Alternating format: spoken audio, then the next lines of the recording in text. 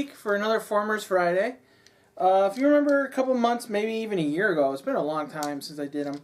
I did reviews on Steeljaw and Rewind, or maybe it was Eject. The two cassette MP3 whatever characters for Titan's Return. Yeah, Titan's Return. And they've been sitting on my computer desk since I filmed that episode. Just sitting there, bored, nowhere to put them. Until today, when I finally brought home Blaster. But here's the kicker. Dirt already reviewed Blaster, and despite the two of us going back and forth reviewing figures that the other has already reviewed, it just seems kind of childish. Maybe not childish, I don't know. It feels like it's unnecessary. So I'm going to do a slight, very tiny mini review on Blaster. But when I got Blaster, I also found Soundwave. He's what the episode is really going to be about this week. So let's tear these guys open and take a look. Anybody who knows me knows that I'm a huge fan of the Japanese-only Transformers Headmaster series, a show that gets very little respect. So imagine my surprise when the two characters that we're talking about today, Blaster and Soundwave, have a little love letter to that show in the form of the name of their Headmaster counterparts. Each figure in these sets has a Headmaster ally, and they're always named with a different name. Like the Fortress Maximus figure, for example, came with Cerebros, and the head that transformed to Cerebros' head was Spike. Don't get me started on that. Well, in this case, they give a little love letter to the original Transformer Headmasters Japanese series by acknowledging a moment that was very pivotal in that show. Early in that show, Blaster and Soundwave have a massive battle in which they both die. But they're both resurrected. Soundwave comes back to life under the new name of Sound Blaster, and Blaster comes back to life under the name Twincast. Now, Soundwave's new color scheme is black to differentiate him from his previous life. Blaster's new color as Twincast is basically a switch where instead of his red highlights is now a light blue. So, when these new figures came out, their Headmaster counterparts are named Twincast and Sound Blaster.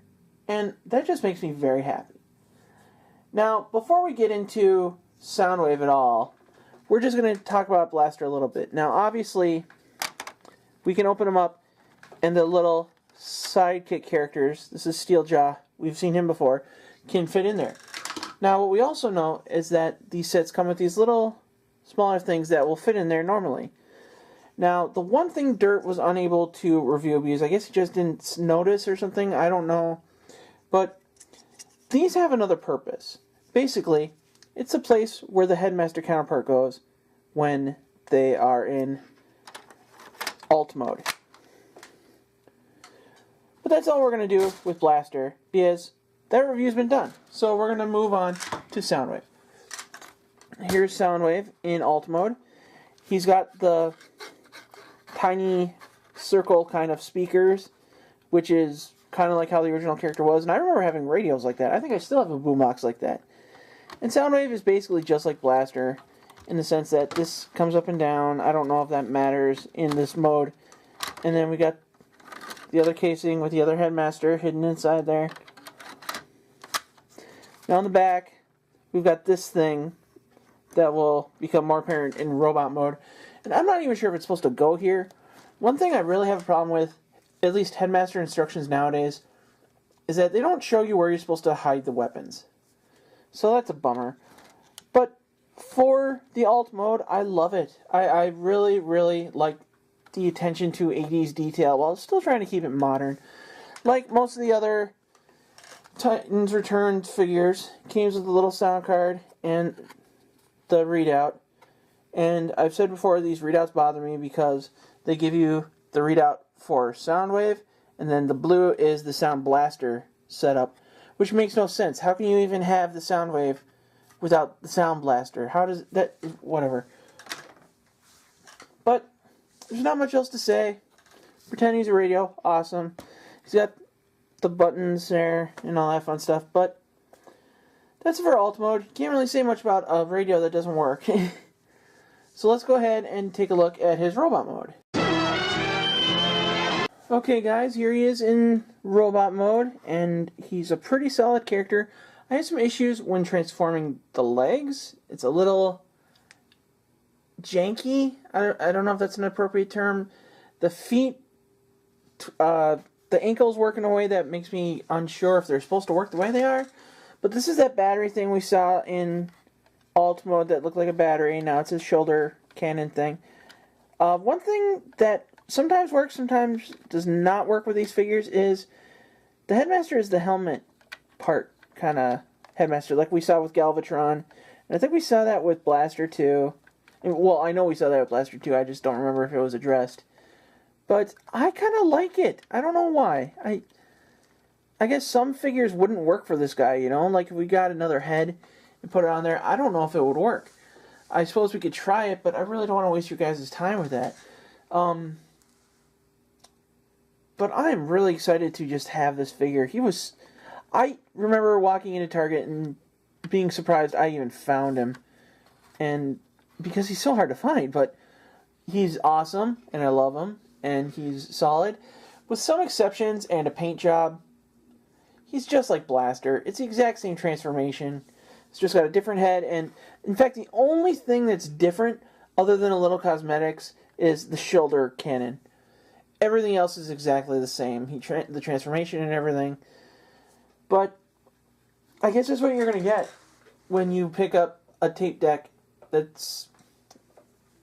Yeah, they transform into the exact same thing. It would make sense that they would be built exactly the same. Just to look at... Yeah, that's the kind of thing that bothers me, is I think they made Soundwave first, and then made Blaster as the redo, the paint deck or whatever we're calling it, because he has the notches right there and right there for where the battery pack would go. But Blaster didn't come with a battery pack because he never had a battery pack, so why would you have that unless it's the exact same mold for the chest harness, which, you know what, whatever. I'm fine with it. It doesn't bother me at all. I'm just pointing it out to you guys. But Soundwave has a third mode, so let's go ahead and take a look at his city mode.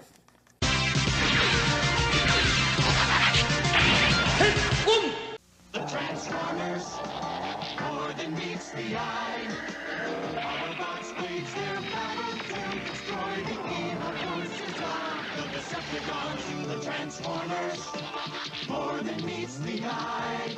The Transformers, robots in disguise. It's the Decepticon communicators! Get more Autobots! The Transformers, more than meets the eye. Transformers from Hasbro.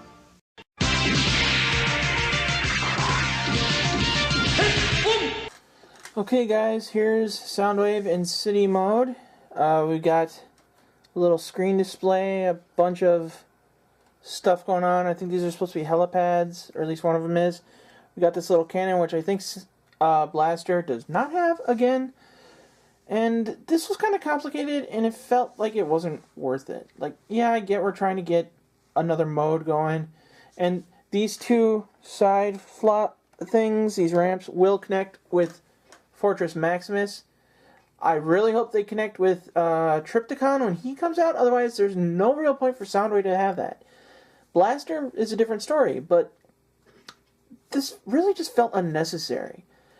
If we could have just gotten a robot that transformed into a tape deck and maybe knocked off $20, I would have been really... It would have been a perfect figure.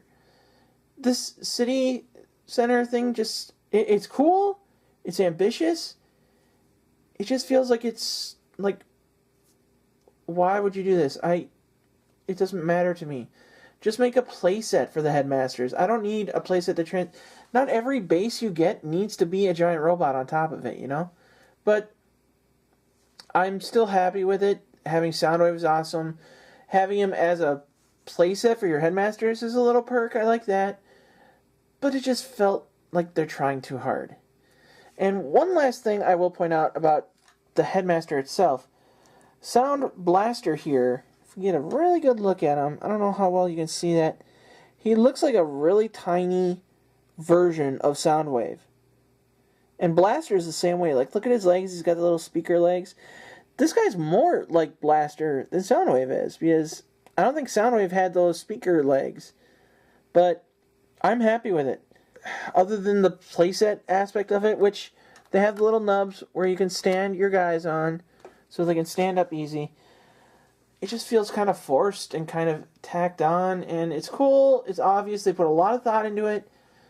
Maybe it's just something I don't care about. Maybe you guys love it. It's not for me. And if you want to make the illusion of this set look a little bigger, I guess we can, like, extend these parts, maybe? Let me try. Yep, here we go. Sound Blaster fell over. But yeah, if we can get an idea, like, this side is the way the instructions has it. This is, like, with the leg joint extended. I guess if you want to make it look more like a city, this is the way to go. But if you just want to make it look a tad larger, you might want to try this. But you know what? Just have fun with it. It's a toy. Enjoy your toys. That's it for me, guys. If you want to see more reviews about toys and comics, video games, and all that fun stuff, check out the popculturenetwork.com. They have stuff going on every day. There's always something new. It's a lot of fun. You can check out their Facebook page. We have a 24-hour hotline. It'll all be scrolling as I'm talking right now. Please give us a call. Give us your input. Tell us what you want to see, what you did, what you liked, what you didn't like. Give us your input. We'd love to hear from you. And if you want to see more of what I do, I have a YouTube channel called The Geeks Reviews. It's on YouTube. The link should be somewhere around. If there's no link actually posted, it's in the credits somewhere if you can take a look on that. But please, let us know what you think. We'd love to hear from you. But that's it for this week. So until next time, this is The Geek for the Pop Culture Network, saying good journey.